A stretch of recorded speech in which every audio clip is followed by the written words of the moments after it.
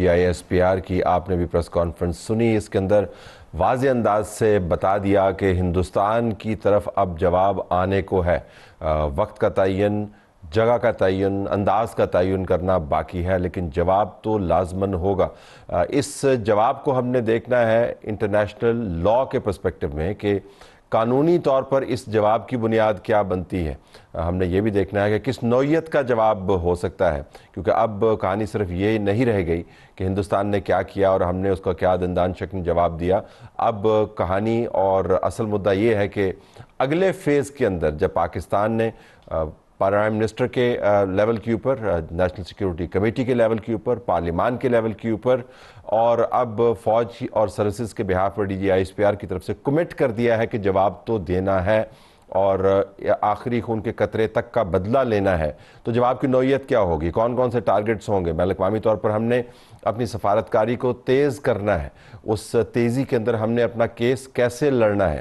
یہ تمام معاملات آج ہم اس پروگرام میں رکھ رہے ہیں. احمد بلال صوفی صاحب، سابق نگراں وفاقی وزیر قانون اور international law expert, one of the best in Pakistan, بہت شکریہ آپ نے ہمیں پروگرام میں جوائن کیا. آپ پریزیڈنٹ بھی ہیں ریسرچ سوسائٹی انٹرنیشنل لاء. سید محمد علی دفاعی تجزیہ کار ہیں اور بہت اچھے طریقے سے جانتے ہیں کہ اس قسم کی جنگ کے اندر جب ٹارگٹ سلیکشن کی بات ہوتی ہے تو ٹارگٹ سلیکشن کیا ہو سکتی ہے، کس قسم کا ایمونیشن استعمال ہو سکتا ہے، کس قسم کی کیمپین ہو سکتی ہے. ہو سکتا ہے کہ ہمارا جواب جو حقیقت میں جائے ان میں سے کافی مختلف ہو، لیکن ہمیں تمام چیزوں کا احاطہ کرنا ہے. آپ کا بہت شکریہ آپ نے ہمیں جوائن کیا. سٹارٹنگ وجو جی، اب ہم نے قومی سلامتی کے معاملے کو اقوام متحدہ کا جو آرٹیکل 51 ہے اس کے ساتھ جوڑا ہے. اس کا ذکر ہماری نیشنل سیکیورٹی کمیٹی کے اعلامیے کے اندر بھی موجود ہے. آج جو پرائم منسٹر نے اسپیچ کی اس کے اندر بھی موجود ہے، جو ڈپٹی پرائم منسٹر نے اسپیچ کی اس کے اندر بھی موجود ہے، اور ابھی فوجی ترجمان کی طرف سے جو بیان ہے اس کے اندر بھی موجود ہے.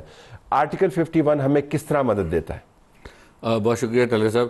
جو article 51 of the UN charter ہے وہ inherent right of self defence کو کوڈیفائی کرتا ہے، اس کو ایک لینگویج دیتا ہے. Inherent right of self defence دنیا میں ہر فوج کے پاس، ہر ملک کے پاس روایتی طور پر موجود تھا، ہے اور رہے گا بھی.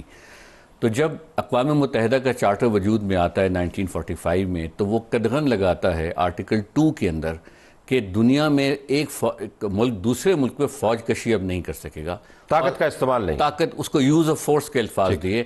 اسی وجہ سے وار کی ڈیکلیریشن ان لافل قرار پائی کہ وار کا لفظ بھی استعمال نہیں ہوگا. میڈیا ضرور استعمال کرے اور پولیٹیکل سائنٹسٹ استعمال کرے، لیکن لیگلی اسپیکنگ وہ آرم کانفلکٹ کا فریم ورک ہوگا اور یوز آف فورس کا فریم ورک ہوگا. اچھا، اس میں انہوں نے کہا کہ جی آپ اگریشن کسی نوعیت کی جو ہے وہ اگینسٹ انٹرنیشنل لاء ہے. یہ لکھ بھی دیا گیا، اس کے بارے میں بھی UN جنرل اسمبلی کی کچھ قراردادوں میں یہ کوڈیفائی کر دیا گیا کہ اگریشن کی ڈیفینیشن کیا ہے، کہ وہ جب دوسرا ملک کی فوج آپ پر حملہ آور ہو. اس صورت میں article 51 of the UN charter میں آپ کو سیلف ڈیفنس کا حق دے دیا گیا. وہ حق کی نیچر کیا ہے؟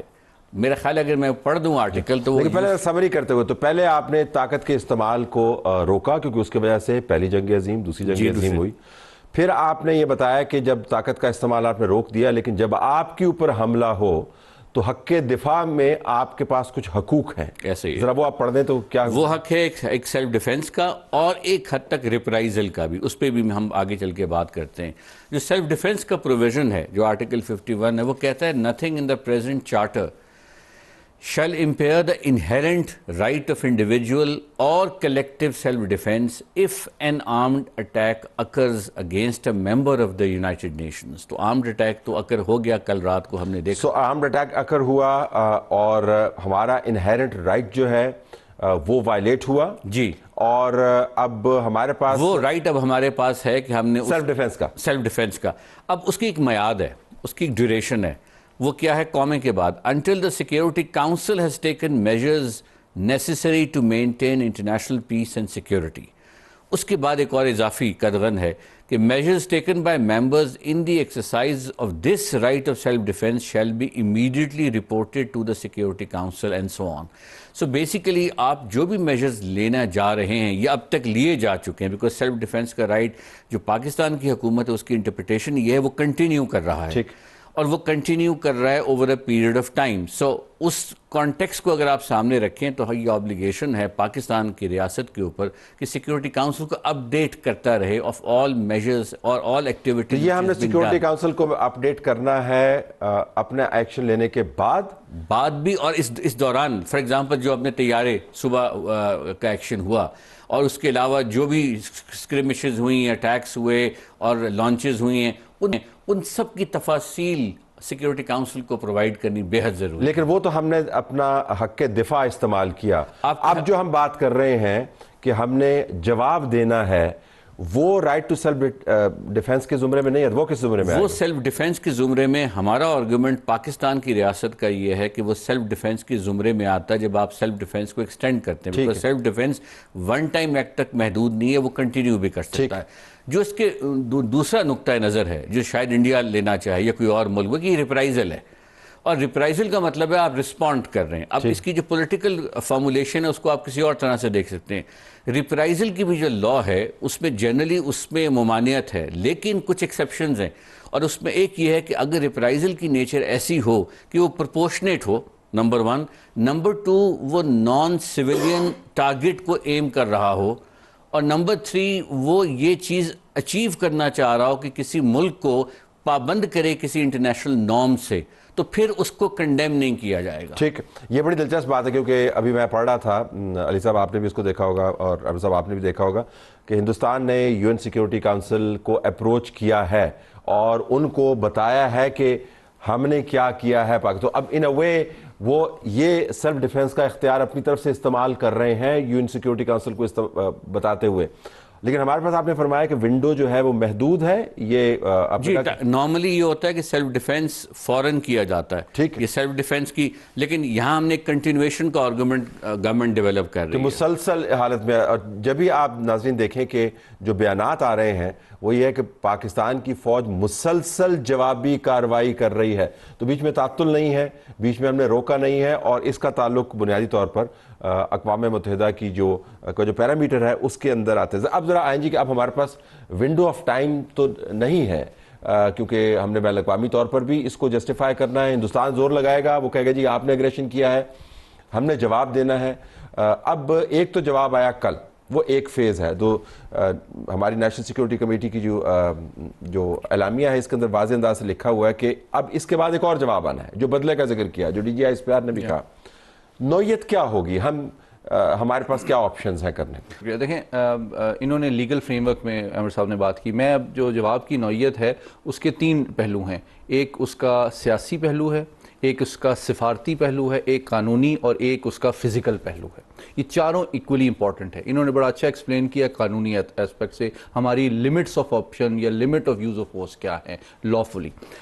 دوسری بات یہ ہے کہ فزیکل پہ آ جائے نا, آپ فزیکل سے سٹارٹ کریں. جی, فزیکلی کیا آپشن ہے؟ فزیکلی آپ کے پاس ڈیفینیٹلی لافل جو چوائسز ہیں وہ پروپورشنیٹ یوز آف فورس کی ہے. Naan discriminatory use of force کو آپ نے ذہن میں رکھنا ہے, وچ مینس کہ آپ نے جو ملٹری ٹارگٹس ہیں انہی کو آپ بیسیکلی ٹارگٹ. اچھا, اب اس میں ذرا اس بحث کو ہم پھیلاتے ہیں کہ بڑی دلچسپ بحث. آپ نے کہا کہ یہ برابر کا جواب, مطلب عوام کو سمجھانے کے لیے جواب, ہاں برابر کا جواب ہو گیا, برابر کا جواب. اب انہوں نے تو مساجد کو اٹیک کیا, اور آپ سے میں پوچھوں گا کہ مساجد کیا پروٹیکٹڈ ایریاز ہیں؟ انہوں نے واٹر سپلائز کو اٹیک کیا, وہ پروٹیکٹڈ ایریاز ہیں یا نہیں ہیں؟ تو ہمارا پروپورشنل رسپانس پھر کیا ہوگا؟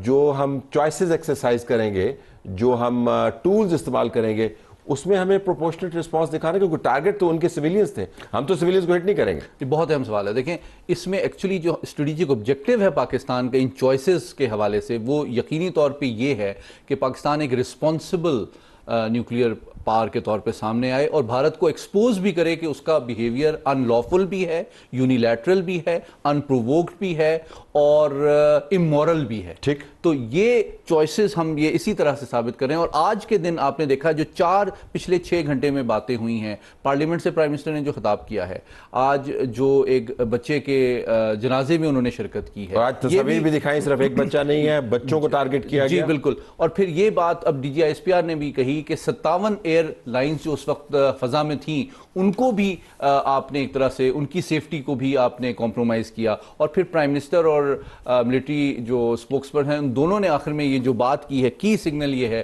کہ ہر خون کے قطرے کا جواب دیا جائے گا، اس کا بدلہ لیا جائے گا. یہ ایک ریزالو شو کرتا ہے ٹو 4 آڈینسز، ڈومیسٹکلی بھی، بھارت کو بھی، انٹرنیشنل انسٹیٹیوشنز کو بھی اور انٹرنیشنل کمیونٹی کو بھی، کہ ہمارے پاس ول کیپیسٹی ہے اور یہ رائٹ موجود ہے جس کو ہم ایکسرسائز کرنا 3 وجہ سے ضروری سمجھتے ہیں.